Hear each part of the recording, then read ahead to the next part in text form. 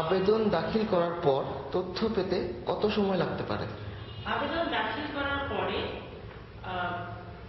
আবেদনপত্র গ্রহণ করার পরে দায়িত্বপ্রাপ্ত কর্মকর্তা ন্যূনতম 20 কার্যদিবসের মধ্যে তথ্য প্রদান করতে বাধ্য থাকবেন। যদি সেই উক্ত অফিসে যদি কোনো তথ্য না থাকে, তাকে যদি অন্য অফিস থেকে সে তথ্য সংগ্রহ করে আনতে হয়, তাহলে সেক্ষেত্রে 30 কার্যদিবস পর্যন্ত সময় পাবেন তিনি তথ্য দেওয়ার জন্য। সেই অর্থে একজন নাগরিক আবেদন করার পর ন্যূনতম 30 কার্যদিবস পর্যন্ত অপেক্ষা করতে পারেন। তবে যদি সেই অফিসে কোনো তথ্য না থাকে, তাহলে সংশ্লিষ্ট দায়িত্বপ্রাপ্ত কর্মকর্তা 10 কার্যদিবসের মধ্যে আবেদনপত্র যিনি আবেদন করেছেন তাকে জানিয়ে দেবেন যে সেখানে তথ্য নেই।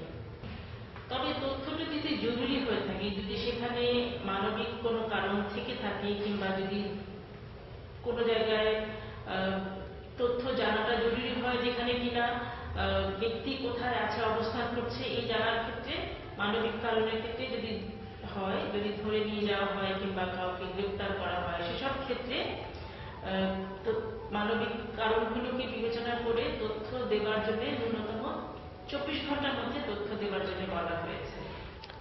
তথ্য পেতে কত খরচ হবে? তথ্য পেতে কত খরচ হবে এটা নির্ভর করবে কি পরিমাণ তথ্য চাওয়া হচ্ছে তার উপরে। বিধিমালাতে সরকারি যে আদেশ হয়েছে, সেখানে যে আইন হয়েছে, আইনের বিধিমালায় বলা হয়েছে যে সাধারণত যদি A4 সাইজ কাগজ হয়, A4 সাইজের মতো কাগজ যদি হয়, তাহলে প্রতি কাগজ 2 টাকা হিসাবে, এবং যদি সিডি, অডিও এসব হয়, তাহলে সেখানে প্রকৃত মূল্য, বাজার মূল্য বিশ্লেষণ করে খরচ পেতে হবে। এবং দায়িত্বপ্রাপ্ত কর্মকর্তা তথ্য দেবার আগে 5 দিনের মধ্যে আবেদনকারীকে জানিয়ে দেবেন যে তার তথ্যের জন্য কত টাকা লাগতে পারে। যদি আবেদনটি বাতিল বা প্রত্যাখ্যাত হয়, তাহলে কিভাবে আবেদনকারী তা জানতে পারবে? যদি আবেদনটি প্রত্যাখ্যাত বা বাতিল হয়, তাহলে আবেদনকারী জানতে পারবেন যে 20 কার্যদিবসের মধ্যে যদি তিনি তথ্য না পেয়ে থাকেন, তাহলে ধরে নিতে হবে যে আবেদনটি বাতিল করেছে কিংবা আবেদনটি প্রত্যাখ্যাত হয়েছে।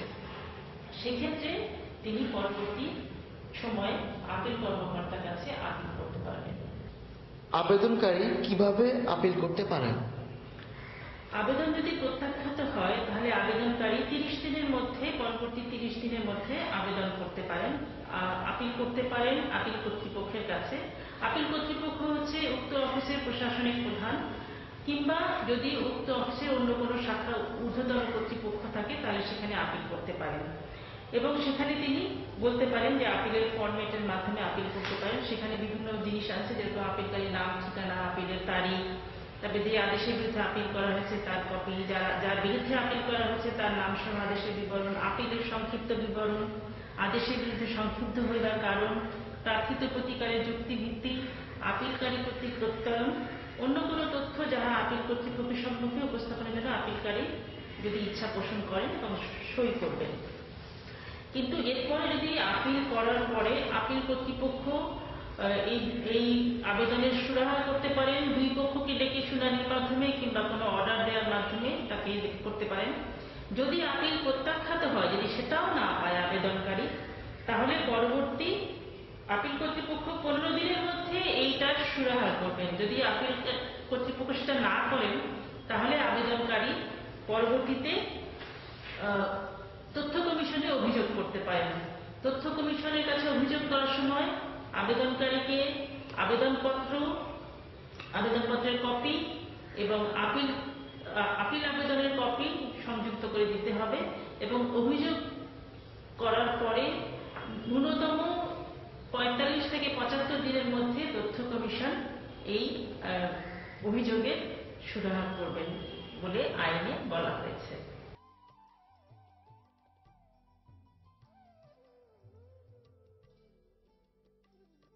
কোন কোন ক্ষেত্রে এই আইনটি প্রযোজ্য নয়? অনেকগুলো ক্ষেত্রে, যেরকম তথ্য অধিকার আইনের 7 ধারায় কতগুলো ক্ষেত্রে বলা হয়েছে, যেরকম ব্যক্তিগত তথ্য, এরভাবে অনেকগুলো বিবরণ দেয়া আছে, সেখানে এই আইনটা প্রযোজ্য নয়। এবং যেরকম জাতীয় নিরাপত্তা, বৈদেশিক সম্পর্ক, মেধা সম্পদ, সরকারি আদেশ, ব্যক্তিগত ব্যবসা এবং সংস্থা নিরাপত্তা বিধানে, আইন প্রয়োগ অথবা ক্রিমিনাল ইনভেস্টিগেশন ইত্যাদির জন্য এই সেক্ষেত্রে তথ্য দিতে কর্তৃপক্ষ বাধ্য নয়।